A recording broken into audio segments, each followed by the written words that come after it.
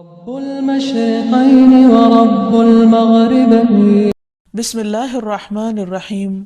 رب اشرح لی صدری ویسر لی امری واحلل عقدۃ من لسانی یفقہوا قولی. السلام علیکم ورحمۃ اللہ وبرکاتہ. ناظرین، پروگرام دعا کیجیے کے ساتھ آپ کی خدمت میں حاضر ہیں.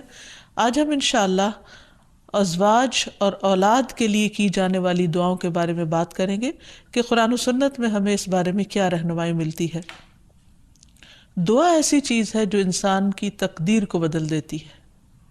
عام طور پر ہم اپنے خاندانی زندگی میں، گھریلو زندگی میں جب پریشان ہوتے ہیں تو ہم سمجھتے ہیں کہ شاید یہ مشکلات زندگی کا حصہ ہیں اور ان میں کبھی کوئی تبدیلی نہیں ہو سکتی.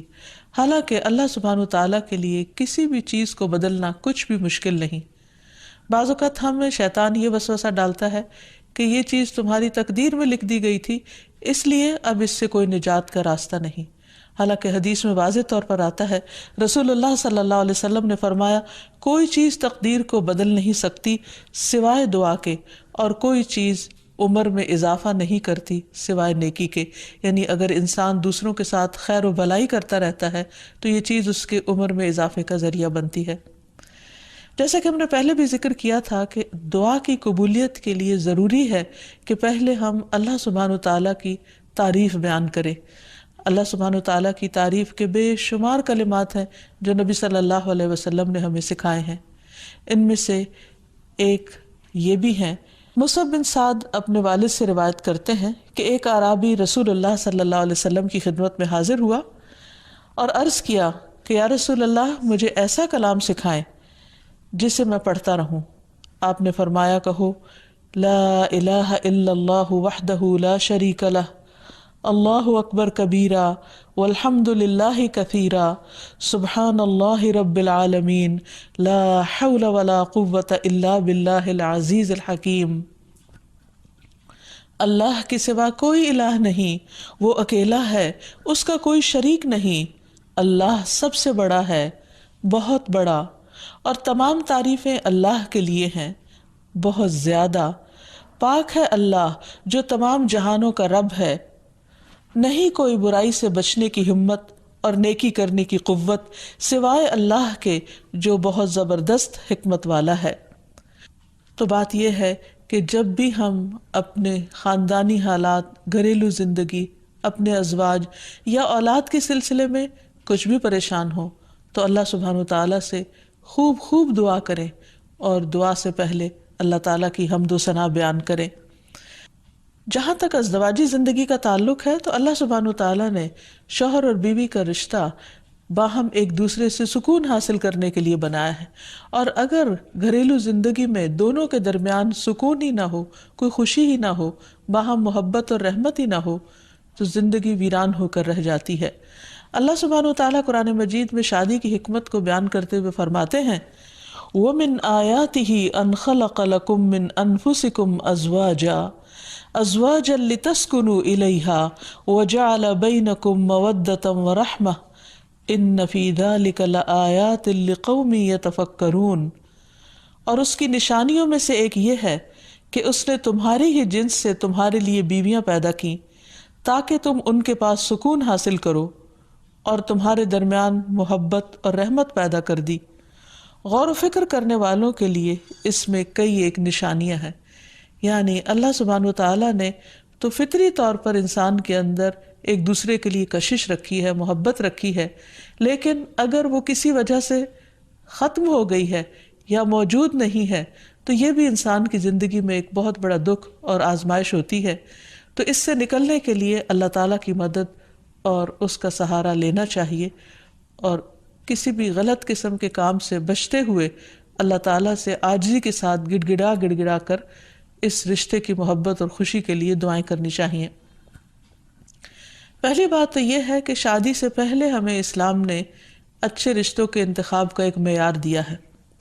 مثلاً شوہر کے انتخاب کے لیے جو ہمیں حدیث ملتی ہے اور نبی صلی اللہ علیہ وسلم نے جو کرائیٹیریا دیا ہے اس میں آتا ہے کہ اگر تمہارے پاس کوئی ایسا شخص نکاح کا پیغام بھیجے جس کے دین اور اخلاق سے تم مطمئن ہو تو اس سے اپنی بیٹی کا نکاح کر دو. اگر ایسا نہیں کرو گے تو زمین میں فتنہ اور زبردست فساد برپا ہوگا۔ تو اس حدیث سے یہ پتہ چلتا ہے کہ شادی سے پہلے انسان کو ضرور یہ دیکھنا چاہیے کہ جہاں وہ اپنی بیٹی کو بیاہ رہا ہے اس شخص کا اخلاق، کردار، مزاج کس قسم کا ہے۔ یعنی محض کسی دنیاوی فائدے یا کسی کے مال یا بظاہر زینت اور رونق کو دیکھ کر شادی نہیں کرنی چاہیے، بلکہ دین کو معیار بنانا چاہیے۔ پھر اسی طرح لڑکی کے انتخاب میں بھی جو بات ہمیں بتائی گئی وہ یہی کہ لڑکی سے 4 چیزوں کی بنیاد پر شادی کی جاتی ہے، لیکن نبی صلی اللہ علیہ وسلم نے جو خاص طور پر تلقین کی وہ یہ ہے فَاظْفَرْ بِذَاتِ الدِّینِ تَرِبَتْ یَدَاک، کہ تم دین والی کا انتخاب کرو، تمہارا بھلا ہو، یعنی لڑکی بھی نیک ہو، اللہ تعالیٰ سے ڈرنے والی ہو۔ اسی لیے ہم دیکھتے ہیں کہ خطبہ نکاح کے اندر اللہ سبحانہ و تعالیٰ 3 آیات میں 4 دفعہ اللہ کے تقوی کا حکم دیتے ہیں، کیونکہ جب تک انسان اللہ تعالیٰ سے نہیں ڈرتا اس وقت تک انسان انسانوں کے حقوق صحیح طور پر ادا نہیں کر سکتا۔ ایک اور حدیث میں بھی نبی صلی اللہ علیہ وسلم نے نیک عورت کو دنیا کی بہترین متاع قرار دیا، فرمایا دنیا فائدہ اٹھانے کی چیز ہے اور دنیا کی بہترین متاع نیک عورت ہے۔ یعنی کسی بھی مرد کی سب سے بڑی خوش قسمتی یہ ہو سکتی ہے کہ اسے جو شریک حیات ملے وہ نیک ہو، با اخلاق ہو اور خاندان کو بنانے والی ہو، رشتہ داریوں کو جوڑ کر رکھنے والی ہو۔ لہٰذا اس سلسلے میں اگر ہم نکاح سے پہلے ہی اللہ سبحانہ وتعالیٰ کے احکامات کو مد نظر رکھیں تو بہت سے مسائل سے بچ سکتے ہیں۔ رشتے کے انتخاب کے بعد نکاح کرنے سے پہلے استخارہ کرنے کا بھی حکم دیا گیا۔ استخارہ دراصل کیا ہے کہ انسان اللہ تعالیٰ سے خیر مانگتا ہے کہ یا رب اگر اس جوڑ میں بھلائی ہے، خیر و برکت ہے تو اس کام کو ہمارے لیے آسان کر دے، اور اگر خیر و بھلائی کہیں اور ہے تو ہماری رہنمائی اس طرف کر دے۔ استخارے کی باقاعدہ دعا نبی صلی اللہ علیہ وسلم نے سکھائی ہے، اور صحابہ کہتے ہیں کہ آپ ہمیں قرآن کی سورت کی طرح یہ دعا سکھایا کرتے تھے۔ ہمیں بھی اس دعا کو یاد کر لینا چاہیے، نہ صرف یہ کہ شادی اور نکاح بلکہ دیگر مواقع پر بھی جب انسان زندگی میں کوئی اہم فیصلے کرنے جا رہا ہو تو اس دعا کو ضرور پڑھ لے۔ پھر یہ کہ نکاح ہونے کے بعد بھی انسان خواہ بظاہر حالات درست بھی کیوں نہ ہوں، باہم ایک دوسرے کے ساتھ محبت اور ایک دوسرے کی خیر و بھلائی کی دعائیں مانگتا رہے۔ اس سلسلے میں جو ہمیں ایک بہترین دعا قرآن مجید میں سکھائی گئی ہے وہ ہے ربنا ہب لنا من ازواجنا وذریاتنا قرۃ اعین واجعلنا للمتقین اماما۔ اے ہمارے رب، ہمیں ہماری بیویوں اور اولادوں سے آنکھوں کی ٹھنڈک عطا فرما اور ہمیں متقین کا امام بنا، یعنی ہماری جو آئندہ نسل ہو یا جو ہماری آئندہ جنریشنز ہوں وہ نیک ہوں، خدا خوفی رکھنے والی ہوں، اور یہ کہ ہمیں اپنے ازواج سے اور اولاد سے آنکھوں کی ٹھنڈک دے، یعنی خوشی عطا کر کے ہم جب ان کو دیکھیں اور ان کی زندگی میں ان کو پھلتا پھولتا دیکھیں اور خوش دیکھیں تو ان کی خوشیوں سے ہمیں خوشیاں نصیب فرما۔ اسی طرح رسول اللہ صلی اللہ علیہ وسلم نے ایک اور دعا بھی سکھائی ہے کہ جس میں برے ساتھی اور ایسے شوہر یا ایسی بیوی سے پناہ مانگی گئی ہے کہ جو انسان کو وقت سے پہلے بوڑھا کر دیں۔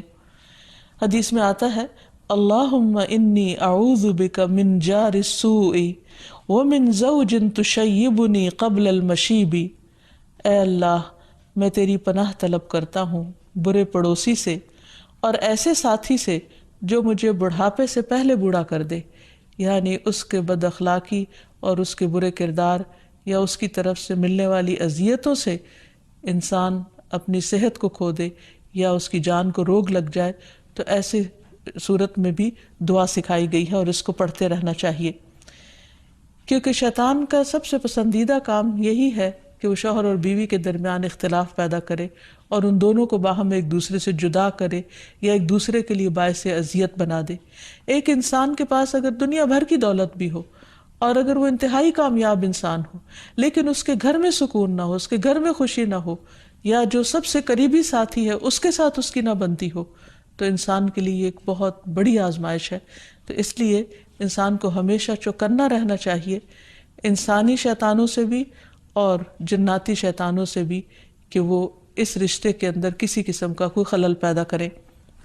اسی طرح ازواج کے علاوہ اولاد کے لیے بھی ہمیں قرآن و سنت میں دعائیں سکھائی گئی ہیں اور ان کا بھی اہتمام کرنا چاہیے۔ انسان اپنی زندگی میں اپنی بہترین کمائی اپنی اولاد ہی کو سمجھتا ہے، اور انسان اپنی زندگی کا بہترین سرمایہ اپنی اولاد پر خرچ کرتا ہے، اور اپنے بعد بھی ان کے لیے ہر طرح کی راحتیں اور نعمتیں چھوڑ کر جانا چاہتا ہے۔ لیکن اگر اولاد نیک ہو تو وہ والدین کے لیے صدقہ جاریہ بھی بنتی ہے، اور والدین کے خون پسینے کی کمائی کو ان کی زندگی میں اور ان کی زندگی کے بعد بہترین جگہوں پر استعمال کرتی ہے۔ لیکن اگر اولاد بگڑی ہوئی ہو تو زندگی میں بھی انسان کے لیے اذیت اور عذاب ہے، اور بعد میں بھی اس کے مال کو ضائع کرنے والی ہوتی ہے اور اس کے لیے بدنامی کا سبب بنتی ہے۔ اس لیے خصوصی طور پر اولاد کے لیے دعائیں کرتے رہنا چاہیے۔ نبی صلی اللہ علیہ وسلم نے فرمایا 3 قسم کے لوگوں کی دعائیں قبول ہوتی ہیں اور ان کی قبولیت میں کوئی شک و شبہ نہیں: مظلوم کی دعا، مسافر کی دعا، اور والد کی دعا اپنی اولاد کے لیے۔ یعنی جب باپ اپنے بچوں کے لیے دعا کرتا ہے تو وہ دعا بھی قبول ہوتی ہے۔ اسی طرح نبی صلی اللہ علیہ وسلم نے اس بات سے بھی منع کیا کہ کوئی اپنی اولاد کے خلاف دعا کرے یا اس کو بد دعا دے، کیونکہ وہ بھی قبول ہو جاتی ہے اور پھر انسان کے لیے پریشانی کا باعث بنتی ہے۔ اس سلسلے میں نبی صلی اللہ علیہ وسلم نے فرمایا اپنی اولاد کو بد دعا نہ دو، ایسا نہ ہو کہ وہ اللہ کی طرف سے قبولیت کی گھڑی ہو اور وہ تمہارے لیے قبول کر لے، اور اگر انسان کی ایسی دعا قبول ہو جائے تو پھر انسان کے لیے سخت پریشانی کا باعث ہو سکتی ہے یہ بات۔ پھر اسی طرح یہ ہے کہ اگر کسی کی اولاد نہ ہو تو اس کے لیے بھی دعا سکھائی گئی ہے، اور وہ دعا ابراہیم علیہ السلام کی دعا ہے جس میں وہ کہتے ہیں رب ہب لی من الصالحین، اے میرے رب مجھے نیک اولاد عطا فرما، صالح لوگوں میں سے عطا فرما۔ فبشرناہ بغلام حلیم، تو ہم نے اسے ایک بردبار بیٹے کی بشارت دی، یعنی اللہ سبحانہ وتعالیٰ نے ان کی دعا سن لی، اور یہ دعا بہت عرصے کے بعد سنی گئی تھی لیکن بہرحال سن لی گئی۔ ابراہیم علیہ السلام اللہ کے دوست تھے اور مستجاب الدعوات تھے، ان کی دعائیں قبول ہوتی تھی، لیکن یہاں یہ بات بھی پتہ چلتی ہے کہ دعا کی قبولیت کا مطلب یہ نہیں کہ جس وقت انسان منہ سے کوئی بات نکالے اسی وقت پوری ہو جائے۔ اس کی پورے ہونے میں بعض اوقات کئی سال گزر سکتے ہیں، جیسے ہم دیکھتے ہیں یوسف علیہ السلام کے واقعے میں، ابراہیم علیہ السلام اور دیگر پیغمبروں کے سلسلے میں۔ اور پھر ہم اس بارے میں یہ بھی دیکھتے ہیں کہ جس طرح ابراہیم علیہ السلام کی دعائیں قبول ہوئی تو انہوں نے اپنے رب کا اس پر شکر بھی ادا کیا اور فرمایا الحمد للہ الذی وہب لی علی الکبر اسماعیل و اسحاق ان ربی لسمیع الدعاء، کہ اللہ کا شکر ہے جس نے مجھے بڑھاپے میں اسماعیل اور اسحاق جیسی اولاد دی، بلا شبہ میرا پروردگار دعائیں سننے والا ہے۔ اور حقیقت یہ ہے کہ اللہ تعالیٰ پیغمبروں کی بھی سنتا ہے اور پیغمبروں کے علاوہ باقی لوگوں کی بھی دعائیں سنتا ہے۔ اس لیے اولاد کی طرف سے کبھی بھی مایوس نہیں ہونا چاہیے، نہ ہونے کی شکل میں بھی اور ہونے کے بعد ان کی نیکی اور خیر اور بھلائی کے سلسلے میں بھی۔ اور